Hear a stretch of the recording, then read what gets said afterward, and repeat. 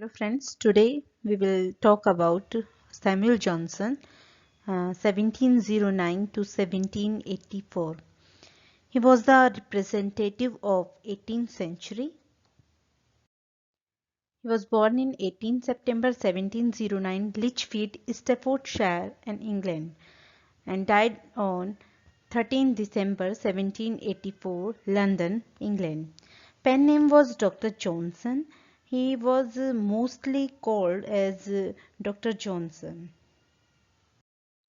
Samuel Johnson started his career by writing of Edward Cave, editor of the Gentleman's Magazine. Who was Edward Cave? Edward Cave was an English printer, editor or publisher. Coined the term magazine for a periodical founding the Gentleman's Magazine in 1731. And Johnson was the founder of the club, which was a literary club. He was a founder of a literary club in 1764. It was a group of major and minor writers or authors of those period.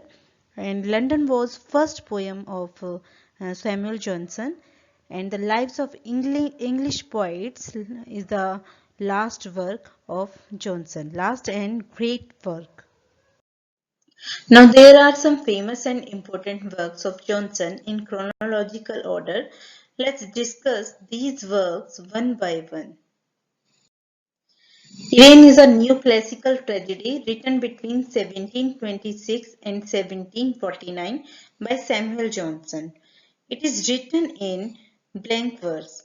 Johnson's main source for the story of Irene was Richard Knolles's General History of the Turkeys 1603, although he also made some use of George Sandys' Relation of a Journey, containing a description of the Turkish Empire 1615, Herbelot's Bibliothèque Orientale 1697, and Humphrey Perdoc's Life of Mahomet 1697.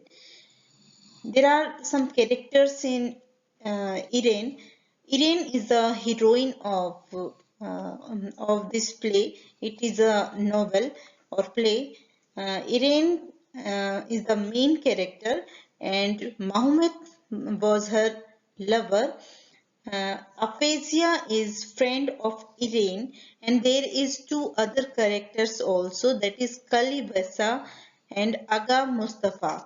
They both are advisor of Mahomet. Irene in fact suffers from being a play which is not good for performance. Some would regard it as a failure, though Walter Jackson Bate, the modern biographer of Johnson, argued, because we know it to be a work of Johnson, we expect more or are disappointed. That it was performed for 9 nights by David Garrick in 1749 at the Drury Lane Theatre. Johnson wrote London in 1738. It was an imitation of third satire of Juvenal, was published in 1738. It was consist of 263 lines with heroic couplet.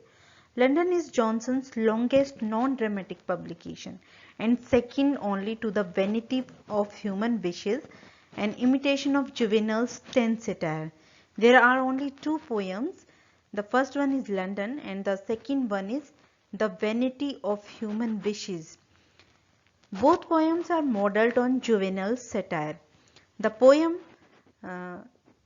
describes the various problems London confronts, including crime, corruption, and squalor, and how some of these conspire to destroy London.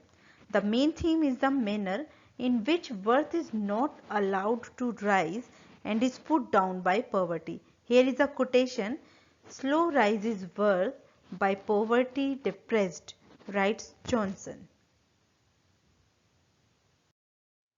As I already told, it was the 10th satire of Juvenal imitated.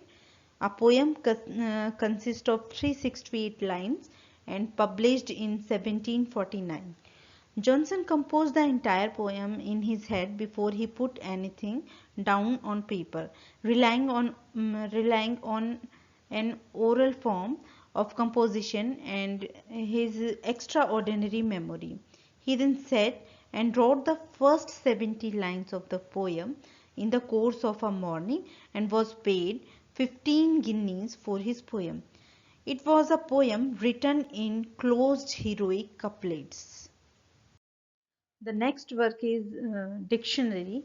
The Dictionary, which was published in 1755, the dictionary was an act of great consolidation and also brought about the standardization of grammar in the English language.